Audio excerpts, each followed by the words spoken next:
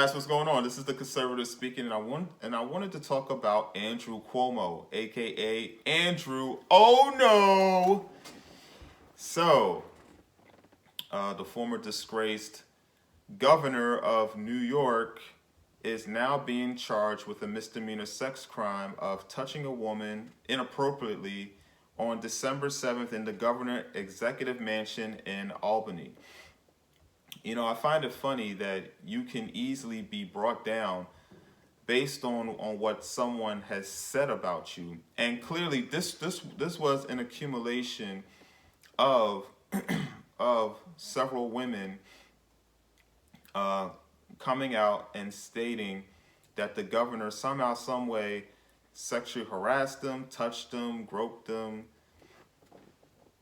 in an inappropriate manner, and they viewed it as sex crime, up to the point where the attorney general, the state attorney general, believed that they had enough evidence to charge him with a crime in which Andrew Cuomo must have known that. He also knew that based on this, based on the evidence of a bunch of women coming out accusing him of a sex crime, that this was going to threaten his position in office, and that's the reason why he chose to resign and not seek another term, as opposed to potentially staying by and getting impeached and then getting thrown out of office. And the reason why I find this very, very, very intriguing is the simple fact that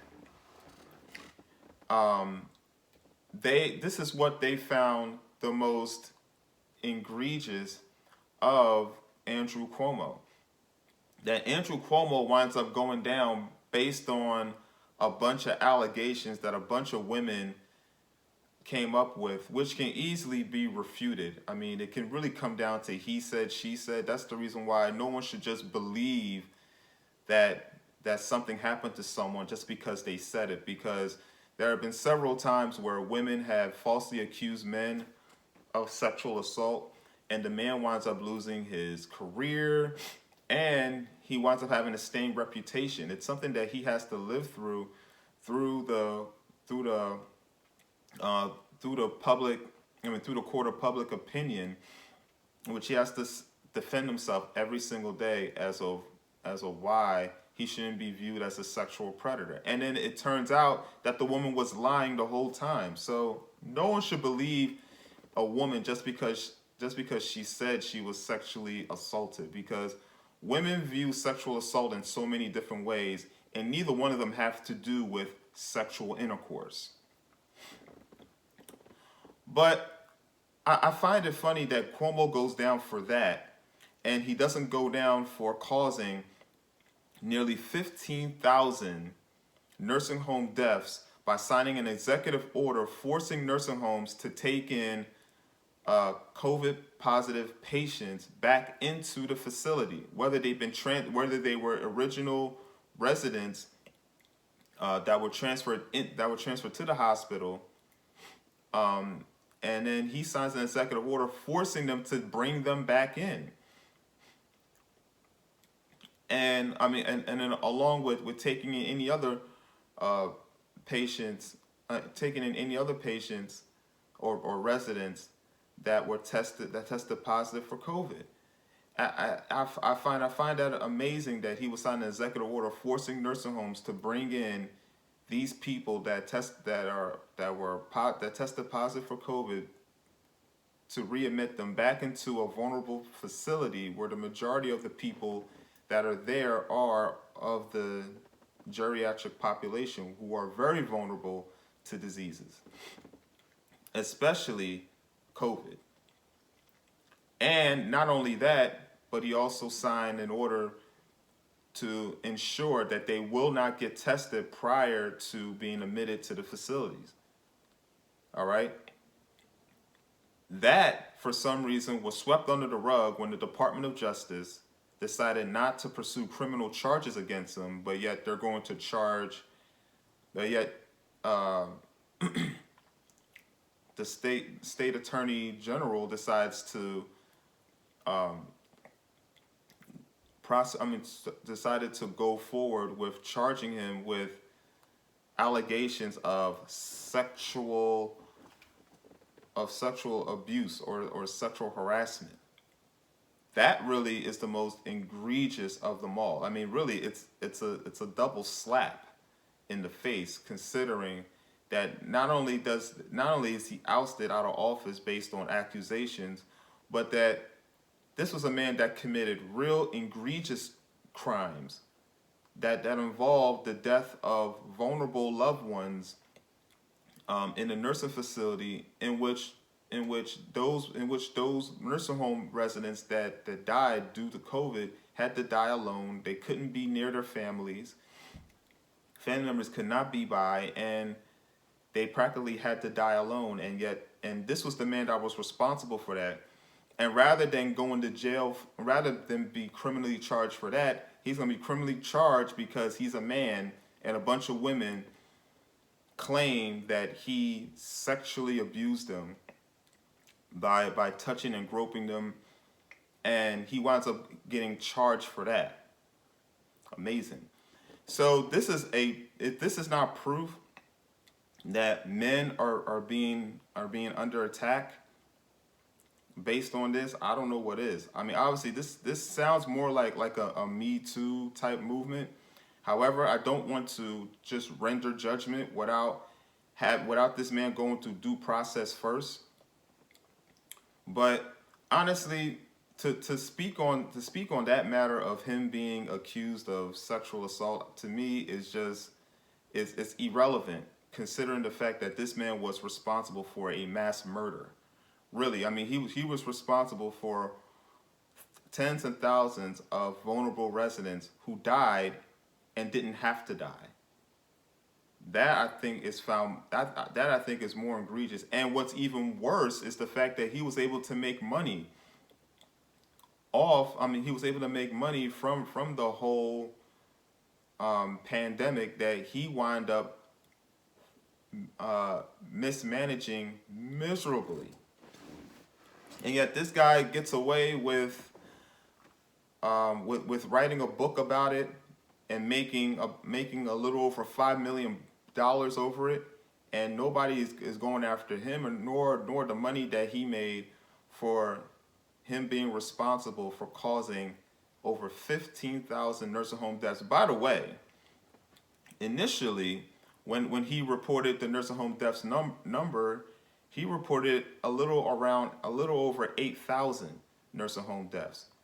He didn't want to include the other deaths because it would have made him look bad, and it could have affected the royalties that he would have been able to get from his book of how he managed the pandemic in New York City, or in the state of New York.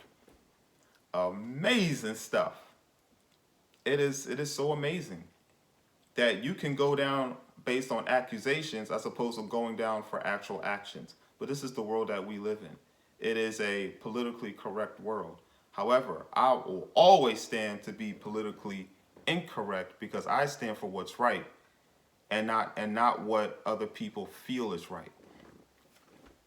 But in the end,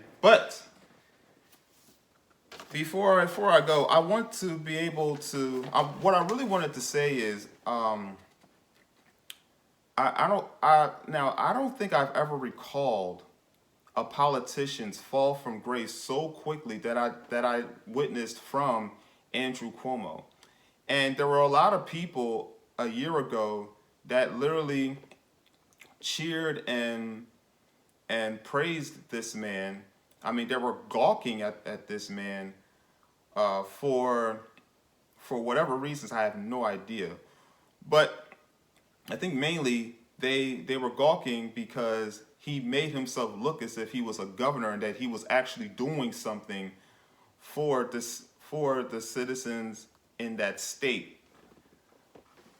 But truth be told, he put on an act. I mean, keep in mind, this guy won an Emmy Award for putting on an act. And it's funny now that a guy that got so much praise for handling himself during the pandemic now is not getting a single peep out of the same people who were praising him a year ago. Complete crickets. There were even some people that actually spoke against him. Some of the comedians, like I guess Trevor Noah and all the other non-funny comedians, people that have to actually try to be funny because they're actually not funny. Um, they they practically abandoned this man the minute that this man was accused of alleged sexual assault. All right, proving once again that these men are weak because they're willing to believe a woman just because she said she was sexually assaulted, or just because she said she was raped. And we all know that women tend to take rape a lot differently than what the actual definition of what the word rape really means. In other words, women tend to believe anything can be rape.